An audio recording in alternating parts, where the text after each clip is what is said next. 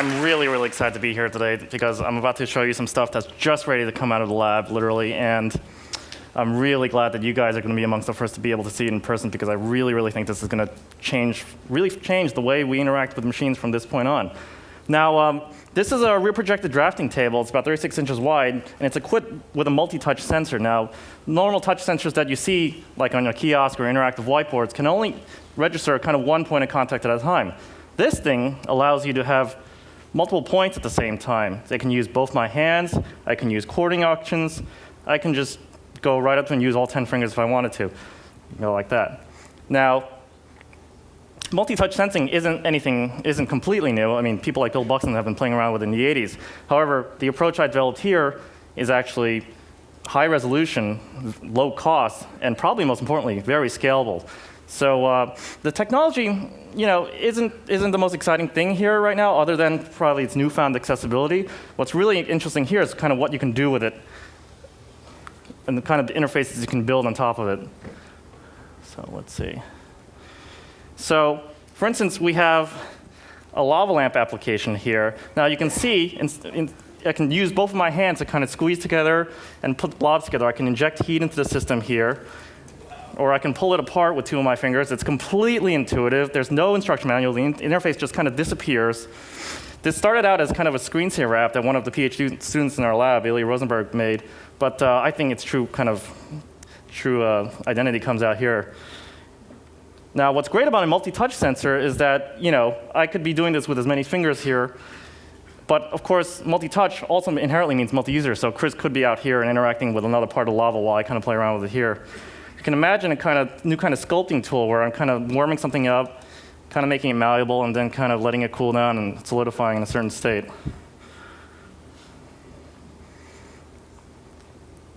Google should have something like this in their lobby.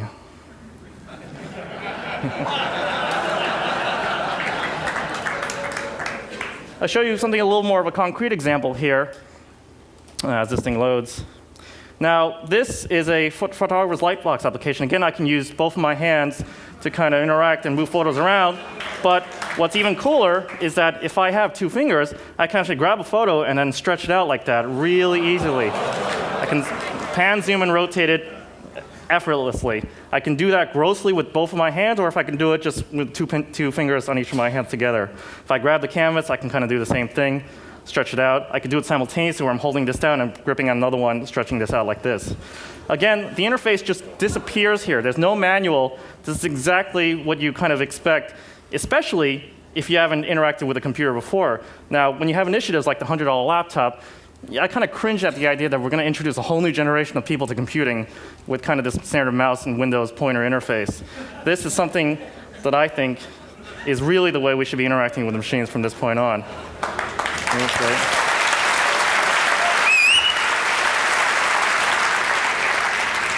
Now, of course, I can bring up a keyboard.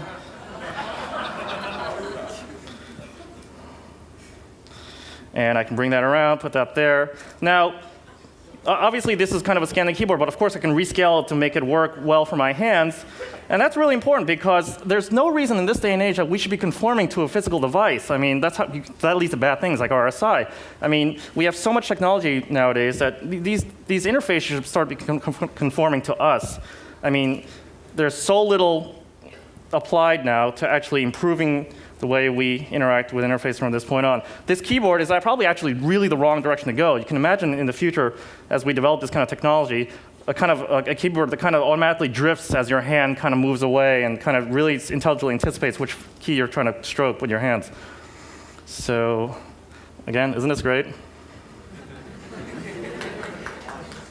Where's your lab? I'm a research scientist at NYU in New York. Here's an example, another kind of app. I can kind of make these little fuzz dolls. It'll kind of remember the stroke that I'm making. Of course, I can do it with all my hands. It's pressure sensitive, you can notice. But what's neat about that is, again, I showed you that two-finger gesture allows you to zoom in really quickly. Because you don't have to switch to a hand tool or the magnifying glass tool, you can just kind of continuously make things in real multiple scales all at the same time. I can create big things out here, but I can go back and really quickly go back to where I started and make even smaller things here. Now, this is going to be really important as we start getting to things like data visualization, for instance, I think we all really enjoyed Hans Rosling's talk, and he really emphasized the fact that I've been thinking about for a long time too. We have all this great data, but for some reason it's just sitting there. We're not really accessing it. And one of the reasons why I think it is is because of things like graphics.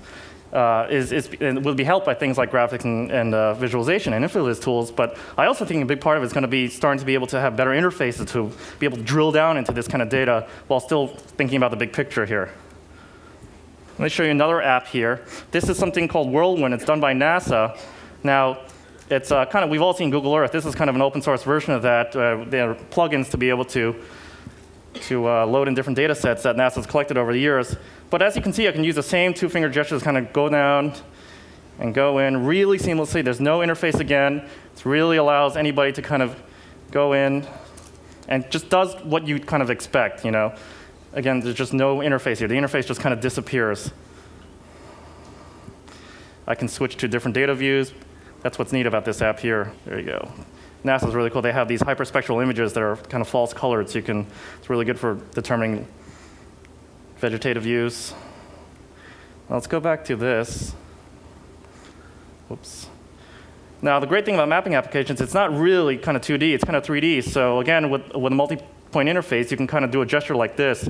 So you can kind of be able to tilt around like that, you know. It's not just simply relegated to the kind of 2D panning in motion. Now, this gesture that we developed, again, it's just kind of putting two fingers down, it's kind of defining an axis of tilt, and I kind of tilt up and down that way. That's just something we just came up with on the spot. You know, it's probably not the right thing to do, but there's such interesting things you can do with this kind of interface. And it's just so much fun playing around with, too. And OK, so the last thing I want to show you is, you know, I'm sure we can all think of a lot of entertainment apps that you can kind of do with this thing. I'm a little more interested in the kind of creative applications we can do with this. Now, here's a simple application here. I can kind of draw out a curve. And when I close it, it becomes a character. But the neat thing about this is I can add control points. And then what I can do is kind of manipulate them with both of my fingers at the same time. And you notice what it does.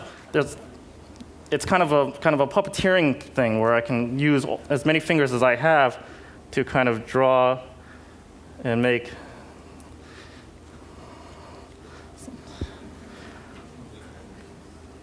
Now, there's a lot of actual math going on under here for this kind of to control this mesh and do the right thing. I mean, this is this technique of being able to manipulate a mesh here with multiple control points is actually something that's state of the art. It was just released at SIGGRAPH last year. But it's a great example of the kind of research I really love, kind of all this compute power to apply to make things kind of do the right things, the intuitive things, do kind of exactly what you expect. So multi-touch kind of interaction research is a very active field right now in HCI. I'm not the only one doing it. There are a lot of other people getting into it. This kind of technology is going to let even more people get into it. And I'm really looking forward to interacting with all you guys over the next few days and seeing how it can apply to your respective fields. Thank you.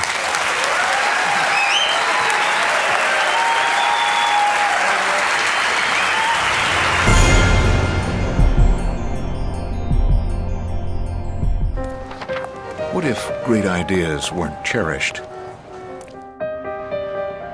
What if they carried no importance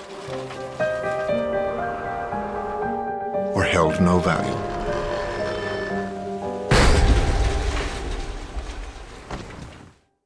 There is a place where artistic vision is protected, where inspired design ideas live on to become ultimate driving machines.